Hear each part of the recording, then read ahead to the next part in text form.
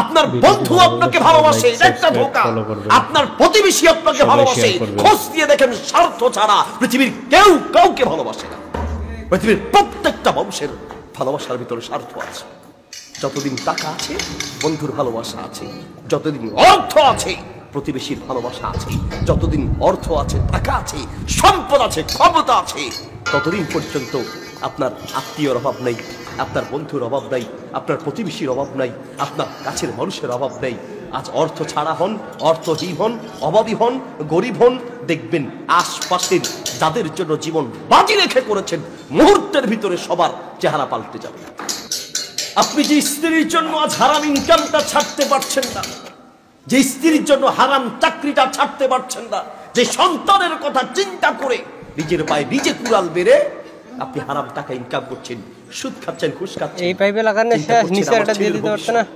আমার মেয়ের ভবিষ্যৎ, আমার স্ত্রীর ভবিষ্যৎ। পৃথিবীর মানুষ অপরের চিন্তা করে কিন্তু নিজের খবর নাই।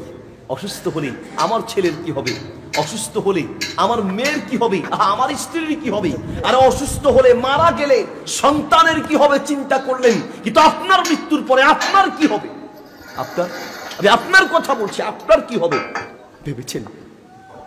অন্ধকার ওই কবরের ভিতরে মাটির তলায় চাপা দিয়ে যে চলে আসবে, কে থাকবে আপনার সাথে বলেন? ভিডিওটি ভালো লাগলে সবাই শেয়ার করবেন, লাইক করবেন। তোমার জন্য জীবন বাজি রেখে দেশ ছেড়ে বিদেশে ইনকাম করেছি, তোমার জন্য জীবন বাজি রেখে কত হারাম টাকা ইনকাম করেছি বিবি। আমার মৃত্যুর পরে সারা বছর লাগবে না, প্রথম রাত আমি যখন কবরে থাকবো আমার সাথে একটা মাত্র রাত বিবি, আমার সাথে কবরে থাকবে একটা মাত্র রাত। কলিজার টুকরা ছেলে, একটা মাত্র রাত আমার সাথে আমার কবরে থেকো। কলিজার টুকরা মেয়ে, একটা মাত্র রাত আমার সাথে আমার কবরে থেকো, একটা মাত্র রাত। রাজি হবে? আরে কবরে থাকবে দূরে থাক, আপনি যেই ঘরে মারা যাবেন আপনার স্ত্রী সেই ঘরে একা থাকতে ভয় পাবে। আপনার লাশের কাছে আপনার ছেলে, আপনার মেয়ে আপনার লাশের কাছে থাকতে ভয় পাবে। সারা পৃথিবীটাই স্বার্থ। আজ